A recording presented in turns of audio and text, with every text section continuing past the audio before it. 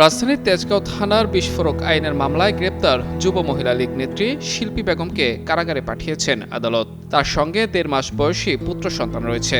ঢাকার অতিরিক্ত metropolitan magistrate আওলাদ হোসাইন মোহাম্মদ জুনায়েদ মঙ্গলবার শুনানি শেষে জামিন নামঞ্জুর করে এ আদেশ দেন। এদিন দুপুর ২টার দিকে তাকে ঢাকার চিফ মেট্রোপলিটন ম্যাজিস্ট্রেট আদালতে হাজির করা হয়। মামলার তদন্ত কর্মকর্তা জানান, আসামির মামলার ঘটনায় জড়িত থাকার বিষয়ে যথেষ্ট সাক্ষ্য প্রমাণাদি পাওয়া গেছে।